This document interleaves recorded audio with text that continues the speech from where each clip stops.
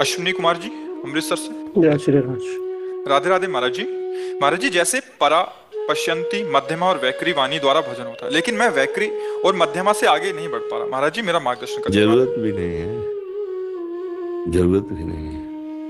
अगर हम राधा राधा राधा राधा राधा राधा, तो आप देखो, थोड़ा जब की बात अलग कहते हैं, लेकिन जब आप बहुत समय राधा राधा, तो आपके दिमाग में राधा नाम चलने लगेगा।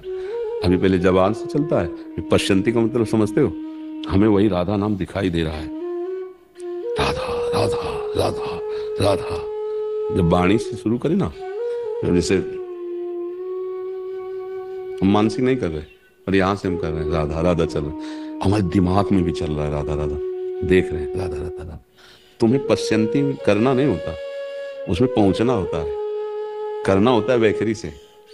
वैखरी से जब हम बहुत काल तक करते हैं तो वो मध्यमा में आ जाता है, कंठस्थ, कंठ में। ये पश्यंती हमारे दिमाग में है। परा, अब नस नाड़ियों में समा गया नाम, मूलाधार केंद्र के पास ही परावाणी चल रहा।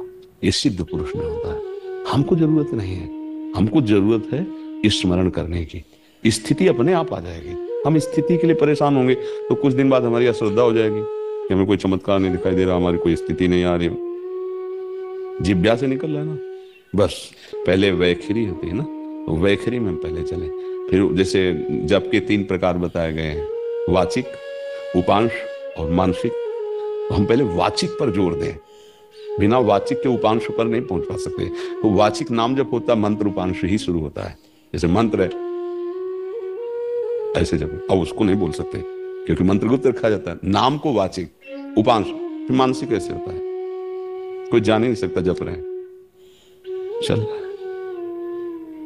आंखों से वह दिखाई दे रहा है, श्रवण इंद्रिय अंतर्मुखी, वो सुन रही है।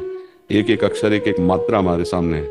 जैसे राधा राधा राधा, वही सुनाई दे रहा है, वही दिखाई दे रहा है, वही हम बोल रहे हैं। जाएगा कहां? हर नस नाड़ी में आ जाएगा।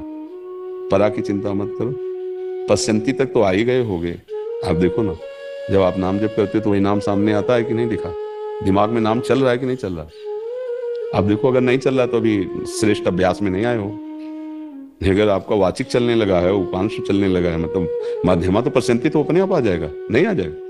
आपके दिमाग में नहीं चल रहा राधा राधा राधा, मतलब जो नाम जपा जाता है वही लिखा दिखाई दे रहा है, वही दिमाग में घूम रहा है। ऐसा नहीं चल रहा क्या? हाँ, तो अभ्यास की कमी, अभी और अभ्यास बढ़ाइए। जैसे कोई कहता हमसे भजन नहीं होता, तो लगता है होता क्या है फिर तुमसे यार? भजन नहीं होता तो होता क्या? क्योंकि रात दिन जब वही चल रहा है, वही चलाला है, तो फिर कहे जैसे कोई भजन नहीं होता, तो इसका मतलब तुम्हारा अभ्यास नहीं है।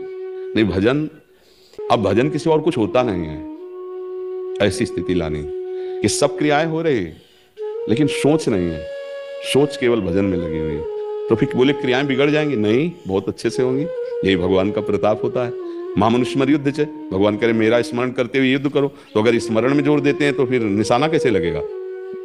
अब हमारा आंतरिक स्मरण में जोर जाता तो निशाना बिगड़ जाएगा। बोले नहीं, मेरे स्मरण में इतनी सामर्थ्य होती है कि तुम्हारा अचूक निशाना होगा, तुम्हारी हर कार्यशैली बहुत पवित्र और मंगलमय होगी भगवत स्मरण करते हैं। तो हर समय स्मरण का अभ्यास कीजिए, तो स्थितियां अपने, हम इसीलिए कहा, पहला शब्द कहा, तुम्हें बिल्कुल चिंता नहीं करनी, हमें जरूरत नहीं। स्थितियां तो अपने आप आ जाएंगी, हमको उनकी मांग नहीं करनी, हमें मांग करनी सत्य स्मरण की। इस बात को तुम देखो, खाली समय तुम्हारा कितना जाता है जिसमें भजन नहीं हो पाता। भोजन के समय, स्नान के समय, क्रिया करते हुए, चलते हुए, कौन सी ऐसी बात है जिसमें तुम्हारा भजन नहीं होता? उसको सुधारना है बस। स्थिति तो अपने आप आ जाएगी, हम स्थिति के लिए क्यों परेशान हो? हम वर्तमान को भजन में लगाने की चेष्टा करें, स्थिति तो अपने आप आ जाएगी।